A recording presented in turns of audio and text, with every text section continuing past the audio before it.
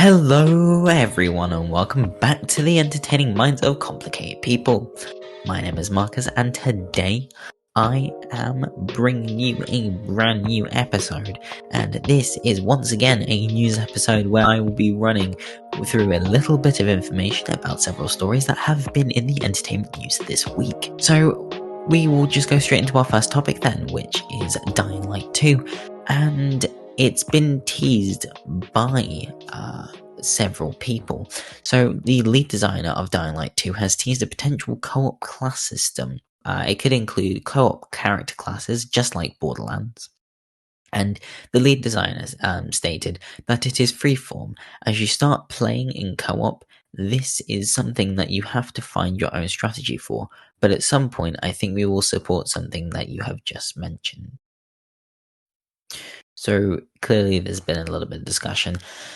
There's been a lot of discussion about the Dying Light 2 game, and I actually chose to include this because whilst Dying Light 2 is not on my priority list, I do know a fair few of our listeners have actually requested to hear a little bit more on Dying Light 2, and I know that a lot of them are big Dying Light fans already. So this one is for our listeners at home, and knowing you guys, there's some people that are going to be going crazy over this, like, oh my god, Dying Light 2, and there's other people going, it's a generic zombies game. Now, I'm not going to get into it too deeply. I have talked about this in the past about Dying Light.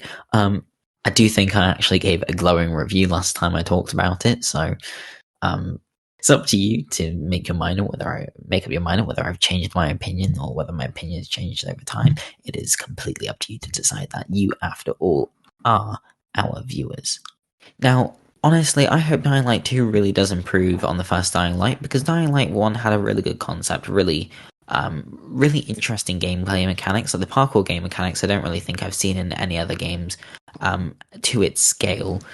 Now, I have seen it in games such as Spider-Man, but that's a Spider-Man game. Like, Spider-Man is meant to swing and do a little bit of parkour here and there, but it's not done to the same extent that Dying Light does it. Like, Dying Light is heavily centered around the parkour element, and who knows, I might go back and give Dying Light 1 a go again. But it is a pretty unique game. Whether it's a game that everyone loves or not, I mean, it's clearly got enough people that like it, otherwise it wouldn't be having a sequel. But it's completely up to you guys to decide whether you are hyped for Dying Light 2. Personally, it's not necessarily on my list, but as I said, it's a unique game. Dying Light has always been a unique game, and whether it's something I'd pick up or not, I don't know. But with it being such a unique game, it's got its own little market, so it's quite evident why they're making a sequel. And honestly, I'd love to see the co-op class system. And I really did enjoy Borderlands. I really enjoyed Borderlands' Handsome Collection and those sort of games. So I can see what they mean by the co-op class character classes. And I do think that would actually increase the enjoyability of the game and the replayability of the game, because you could play as multiple different characters, which I guess is just future-proofing their game. So honestly, good luck to the makers of Dying Light 2, and it has been delayed several times at this point, and there was times when people didn't even think that this was going to be going ahead. So let's just hope that it goes the way it goes the right way. Moving on to our next topic then, and that is going to be one of the most controversial topics from this week's news. Now, this has actually got to do with Elder Scrolls 6 and its exclusivity to PC and Xbox. Now, I will break down my thoughts and opinions on this in just a second. So, questions have surrounded the exclusivity of Elder Scrolls since Microsoft's acquisition of ZeniMax Media, the parent company of Bethesda, and it was recently confirmed that the game will be an Xbox exclusive and also be releasing on PC. In a statement from Xbox boss Phil Spencer, he said, "It's not about punishing any other platform. Like, I fundamentally believe all of the platforms can continue to grow, but in order to be on Xbox, I want us to be able to bring the full, complete package of what we have. And that would be true when I think about Elder Scrolls 6. That would be true when I think about any of our franchises. And it's worth noting that this is a particularly brutal move considering the availability of many other titles and cross-platform play have been allowed by many. This is just a massive you to any Elder Scrolls game, any Elder Scrolls fan. Now, I am not against exclusives, but I'm against Elder Scrolls being an exclusive, and I have got, I'd like to think, some pretty logical reasoning behind this. Now, God of War, as far as I'm aware, has always been released on a PlayStation. You have other IPs, Horizon, always been released on PlayStation. Obviously, they have been ported to PC now, but that's a different story because it's happened later in their life cycle. But initially, they have all come out on PS4 or any other PlayStation console and have continued to stay on that console. And no PlayStation exclusive game has really ever been released on an Xbox. Now, there is games like Deathloop, which are timed exclusives, and timed exclusives I can get behind. I can get behind timed exclusives because it's all about how other gamers feel, and pushing people into one particular platform is cruel, but it is business. Now, you have stuff like Starfield, which is one of the brand new Bethesda games that's coming out, and it's an Xbox exclusive. They can take that. It's one of the newest IPs to come out of Bethesda, but it's a new IP. Elder Scrolls is not a new IP. Elder Scrolls has been on multiple platforms. They have re-released Skyrim to us from PS3 to PS4 to PS5. It's been going for 3 generations of console, and everyone held hope for those 3 generations that there would be an Elder Scrolls 6. People have been waiting years for an Elder Scrolls 6, only for Microsoft to turn around and say, actually, no. Now, it was actually announced back in E3 2018 that there was an Elder Scrolls 6 in development. I remember that very vividly. I was sat down talking to my friends, popped up on my feed. Oh my god, there's an Elder Scrolls 6, it's coming out. This is years before Microsoft purchased Bethesda, which clearly indicates as well that at the time that they released this trailer, they were not thinking of it being an Xbox exclusive. Now, I can't find any source that states which particular platforms it is coming to. Now, there are accreditations to the PS4 and saying that it will be coming out on PS4, but I think that's not in a statement from Bethesda themselves, rather people just assuming that because it's a Elder Scrolls 6 game, before it was a Microsoft company, before Bethesda became part of Microsoft, that people would obviously assume it would come out on all platforms. And Elder Scrolls 5 as well has been released on Nintendo Switch, which you would think would indicate that they are broadening their horizons, which you'd think would mean that they're going to put an Elder Scrolls 6 port to Nintendo, because they wanted to share the game with everyone. And it just seems like such a radical U-turn, because they've gone from having it released on multiple platforms. You've had Elder Scrolls Blades, which is a free-to-play, I think, mobile game, also on Switch. And you've had loads of different things related to the Elder Scrolls franchise. You've even had Elder Scrolls Online, which is not cross-platform, but it's a game that's been released across multiple platforms. And so that would indicate that Bethesda want to release their content. But Phil Spencer has clearly said to the people at Bethesda, well, we're having this as an Elder Scrolls, we're having this as an Xbox exclusive. Now, I wouldn't mind if Elder Scrolls 6 was a timed exclusive. I think that's perfectly reasonable. It's absolutely reasonable to have a timed exclusive. After all, Microsoft do hold the cards on this one. But making it completely inaccessible to a large portion of its audience, I think will actually hurt Xbox and Bethesda more than it's going to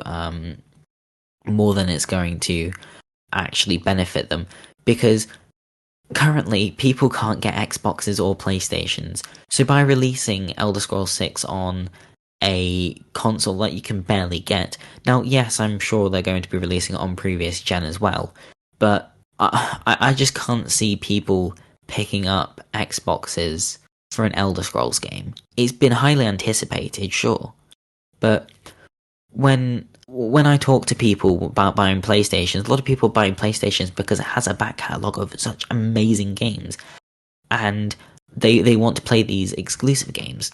Now, I can see people doing that with Xbox, but yeah, okay, Psychonauts. I've heard good things about that game. Forza Horizon, the Forza franchise as a whole, I've heard good things about. All exclusives. Starfield, exclusive. I can deal with that. I'm absolutely fine. It's that am I interested in Starfield? Absolutely. I'm absolutely interested in Starfield. Would I buy an Xbox to play Starfield? Absolutely not. Do I think that there's anything wrong with Xbox having exclusives? Absolutely not. No. PlayStation have their exclusives. It would be naive for me to think that Xbox would not make exclusives. But to make Elder Scrolls an exclusive is just an absolute scum move. And I really think it just proves that Microsoft really they aren't on the level of gamers. They claim to be on the level of gamers. They claim to understand gamers. They simply don't. Because if they understood gamers, then they wouldn't have made this Elder Scrolls 6 an Xbox PC exclusive. Now, people will argue that it's on PC, and yes, it will be on PC, but a lot of people that own consoles don't own PCs, and a lot of people that own PCs don't own consoles. So, yes, it will still be accessible to a fair portion of the audience who have PCs. But for me, who has a laptop that can't really run games because that's not what it's built for. Like, I assume this is going to be top of the line gaming PCs we're talking here for Elder Scrolls 6. I don't know what the specs are that are going to be. I don't know what the game's going to turn out like, but I can assume that you're going to have a pretty good PC to be able to run it. And I know I've ranted a lot here, but it's something I'm really passionate about because PlayStation have outraged me in the past with charging for exclusives. Like the prices for their exclusives have gone sky high. Prices for games in general have gone sky high. But paying for PS4 to 5 upgrades. Now, I can understand on some of their games, which were released years ago, and why you'd pay for them. But there's some games that have only just been released and they're saying, well, actually, you kind of need to pay. So Sony isn't it isn't absolved of any blame at all. They both have their own issues, but I just think that Phil Spencer is just out of touch. And I think if he truly cares about gaming and he truly cares about people, then he can make this a timed exclusive. I'm not asking anything unreasonable. It's not unreasonable to ask a year exclusivity to Xbox. A year, 2 years. I would wait 2 years. Exclusivity. That wouldn't bother me. But what would bother me is being a permanent exclusive. Because the thing that everyone loved about Elder Scrolls 5 is that Elder Scrolls 5 has been played by so many different generations of people. 3 console generations. That is a long time. I had a PS2 when I was young. I skipped PS3, went straight to PS4. Now I've got a PS5. That's a good few generations that I've had PlayStation 4. And throughout that time, people would play Morrowind. I have played Skyrim.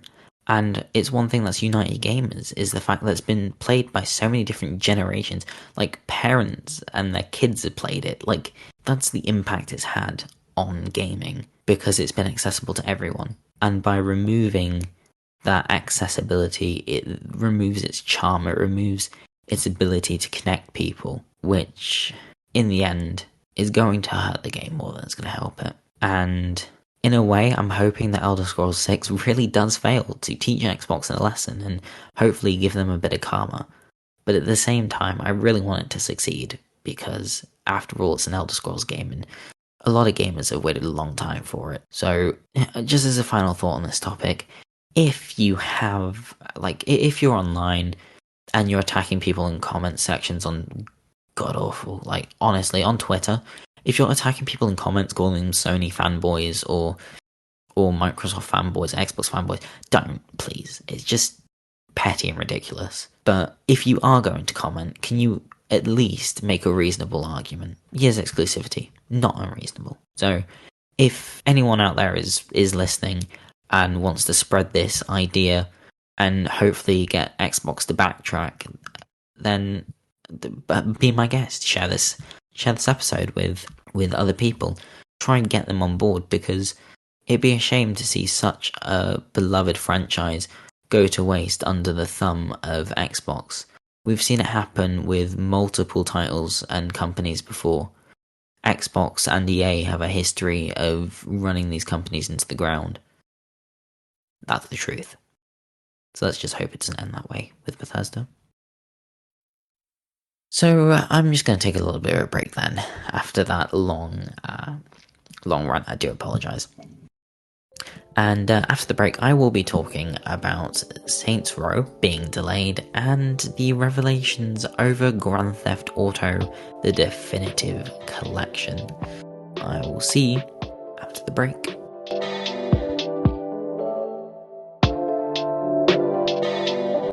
And we are back after that break, and I will now be moving on to our third topic. Thanks for staying with us. So, Saints Row is a game that has been out for years and years. They've had multiple Saints Row games, but this in particular is the Saints Row reboot. I have never played a Saints Row game before, but I am really excited for the reboot. So its original release date was February 2020. Okay guys, so just quickly, I don't normally do editor's notes, but I realise I've said 2020 instead of 2022, so my bad. Just letting you guys know it was 22, not 2020. So yeah, just for you guys. Alright, back on with the episode. But it has been pushed back, and this was announced in a financial report that was released on the 17th of November 21. Now, there has actually been no specific reason given, and from the report, this is the quote which actually tells us what's happening. So, in order to put the product quality first and optimize the outcome for all parties, gamers, employees, shareholders, we have decided to postpone a number of releases from financial year 21-22 to financial year 22-23. This includes Saints Row and other unannounced but earlier expected AAA titles in the fourth quarter. This means that anything that was due to be released in the fourth quarter of this year, the fourth quarter of the financial year, has now been pushed back. So the new launch window is most likely going to be between March 22 and April 23, which is a huge window. And the delay is apparently due to the studio underestimating the impact that COVID would have on their schedule, which is completely understandable. I have said it in the past, I think that COVID is being used as an excuse to delay games, but at the same time, I'm glad they're delaying the game, because it's something I'm really excited about. And I hope that they do make a decent game, a really good game. Because if they don't make a good game, then that's going to put me off Saints Row for life. Not being funny, if you're making a reboot for a beloved franchise, then you're going to want to make it good, to hook new players in that have never played this franchise before. Because if Fallout 76 was your first Fallout game, yeah, sure, it's online, so it's a little bit different, but if that was your first Fallout game, or your first MMORPG, you'd be like, oh Christ, is that what all of them are like? And same thing happened with Elder Scrolls Online. Elder Scrolls Online had a pretty terrible, pretty notorious release, infamous release. But at the end of the day, I think they have since recovered, and as has Cyberpunk 2077, which we'll talk about in a bit. But it is good that they're doing this, and they're listening to the will of the gamers to have a decent game. Now, again, I think it was announced a couple months ago, so surely back then they should have known that they weren't going to have this ready.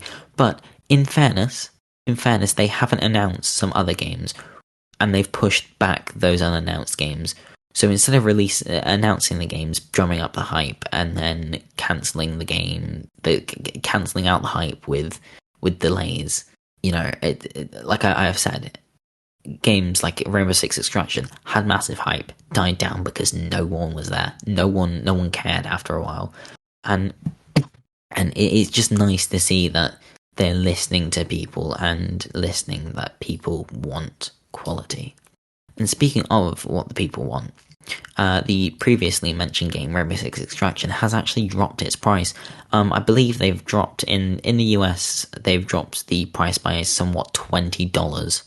So it's gone from being a $60 game to a $40 game, which roughly translates to about £40 as well. 33 pounds, I think it is, on PC. And if you're talking about PlayStation, it's around £44, which is a lot less than it was going to be. And this comes after they released they had some of their test plays where players would obviously sign NDAs, so we don't know too much information. But what we do know is in the feedback forms, a lot of people told them that the game was not worth full price, and so Ubisoft have decided to lower the price. So that's prevented probably a catastrophic game release, and a lot more people have said they'd be happy to pay that money for the quality of the game. So obviously it's not going to be a game that's up to par with Rainbow Six Siege, but it is a game that is clearly worth still releasing, but at a lower price. So back to Saints Row. I truly believe that this game is going to be something great. I've heard great things about Saints Row. I've heard it's wacky and wonderful fun. So let's just hope that they continue to work on this really diligently, and let's hope we don't have to see an entire year wait. But if we do, it better be worth it. Speaking of reboots, we have not a reboot but a remaster. And this is, of course, the GTA trilogy. Grand Theft Auto, one of the most infamous titles in the modern day, full of violence and questionable activities. So when it was released, the Rockstar Games launcher actually went down due to so many people trying to buy the game because people went crazy. And some data miners have actually revealed parts of the code which suggests that there are issues. And the tweet for those will be linked in the description. And so examples include the following comment, which has actually been written into the code. So this, bearing in mind, is a comment that has been written by developers of this game into the code of the game. The following comment in the code goes, "This doesn't work the way they wrote it below. So we'll just show the text and place the blip at the beginning of the mission." And some unlicensed music was also found in their code. And it's ridiculous, honestly. The developers knew they were releasing a broken game, and more has since come to light that this was apparently based off of the mobile port, not the other port. No, this was based on a mobile version of the game, which is why when you look at the game, the graphics don't really look like they've changed. The scenery has changed. Sure, there's been a little bit more attention to detail, but there's certain aspects, like I've seen it pointed out multiple times, the faces look absolutely horrible. They look like they have not aged at all, like you're still on the PS2. There are physics that are missing from the game. For example, on the original, San Andreas, you can break a window, and even though it was PS2 days, there was window breaking physics. You break the window and there's glass flying everywhere. The remaster, it just disappears. The glass just disappears, and there are lots of people that are angry and asking for refunds. And these comments in the description, which are linked in the description in the tweet. These comments that are made by the developers, they clearly knew something wasn't right. They clearly knew something was going catastrophically wrong. And if it's based off the mobile port, I can see why. A lot of people are requesting refunds of this game because it's terrible, and it is pretty much the next Cyberpunk 2077. And speaking of Cyberpunk 2077, it's got nominated for some Game Awards. God knows why.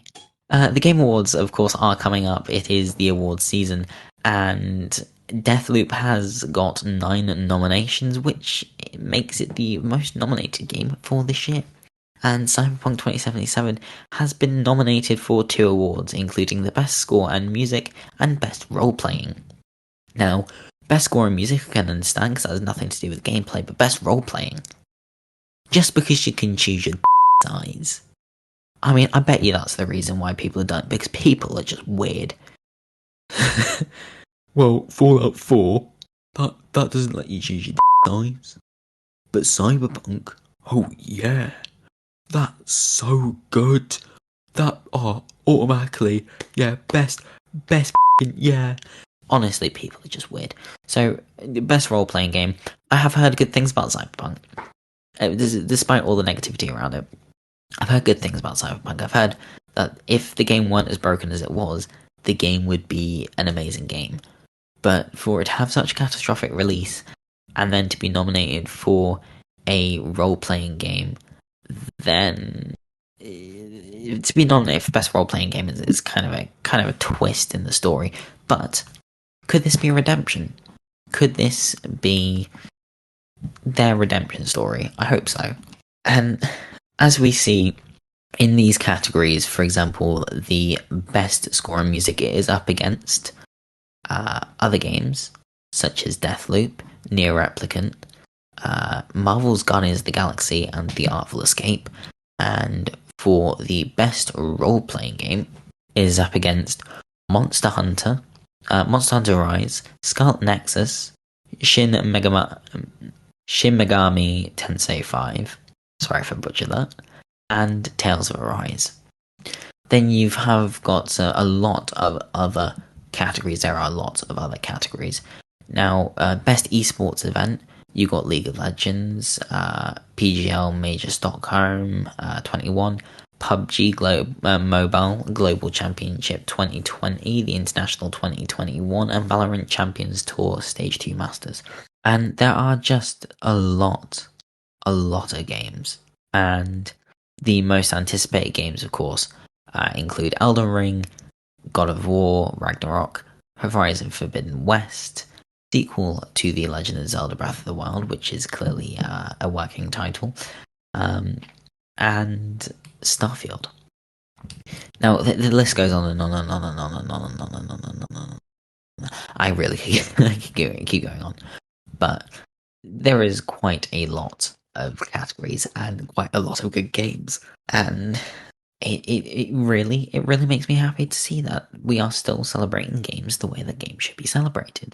And the fact that people are willing to celebrate games and celebrate gaming, this is when we should all come together, and when we should say, Phil Spencer, please change your mind about Elder Scrolls. Please. Like, someone should get up on stage and go, please, sir, can I have some Elder Scrolls? Because I reckon he'd listen to that. But I digress. I'm just getting to crazy theory now. But what I would like to see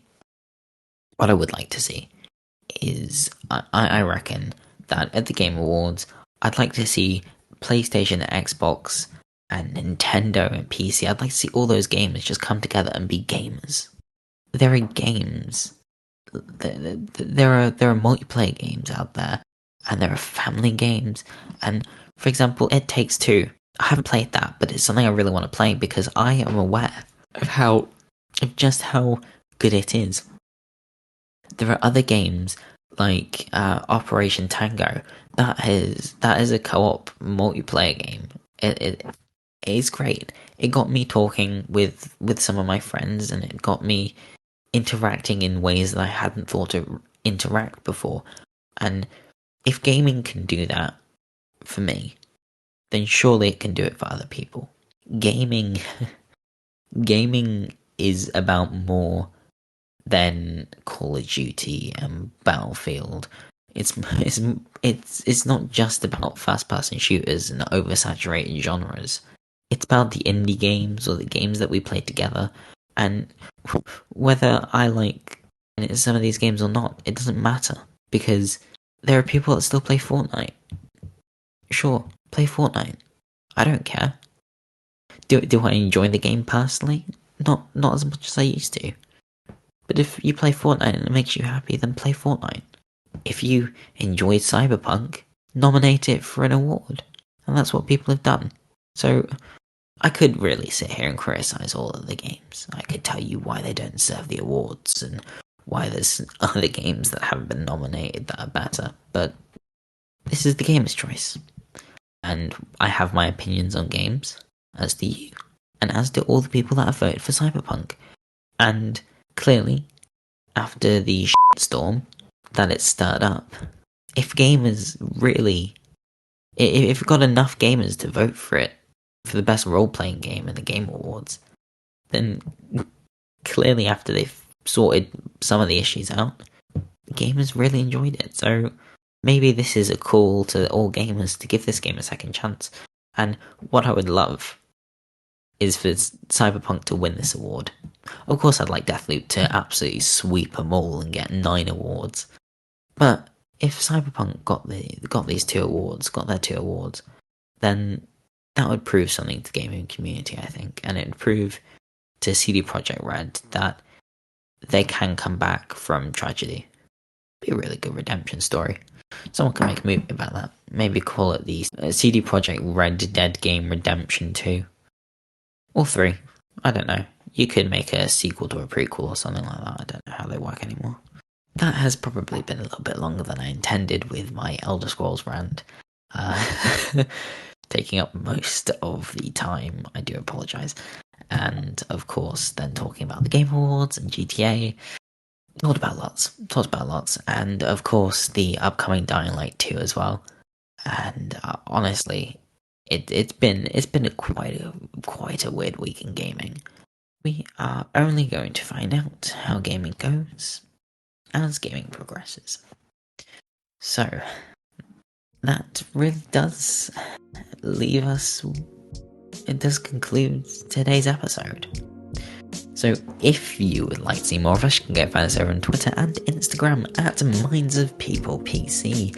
We also have a website that is linked in the description of today's episode. If you're over on Spotify, you can find it in the description of the episode. Also, all over on all of our other podcasting platforms. If you're over on YouTube, scroll down a little bit, you'll find it in the description too. We also have a Discord server, which is a lovely, friendly, welcoming community, so if you'd like to come over there, and you can get pinged every time we release a brand new episode over there. It makes it a lot easier on you guys if that's the way you prefer your notifications. You can also, again, follow us on Twitter, notified every time we drop an episode over on Twitter. We obviously not dropping the episode on Twitter. That'd be interesting, wouldn't it, if we dropped episodes on Twitter? It'd also be nice, guys, if you could go over to our YouTube channel, which has the same name as the podcast. So if you'd like to go over there, give us a subscribe, maybe like a couple of our videos, it really would help. Thank you, everyone at home, for listening. Thank you for supporting our podcast. If you've been here with us since the beginning, it has been quite a journey. One thing that Nat and I, Nat, our community manager, and I, we noticed today is that back in episode 42 was our Rick and Morty episode, and we kind of forgot that was our birthday. So that was our first anniversary of the podcast, so can you believe it's been over a year? Our first episode was quite something. Our first episode was quite weird, quite different to how it is now. But hopefully you guys have seen the change. Hopefully you guys have, if you've been here with us since the beginning, you guys have observed the change. And if you guys would like to tell us how we're doing, we would love to hear from you, because your feedback and support means the world to us. And yeah, that is all from me. Thank you everyone for listening. I have been Marcus. This has been the Entertaining Minds Complicated People. Thank you everyone for listening, and we will hopefully see you in the next episode. Goodbye.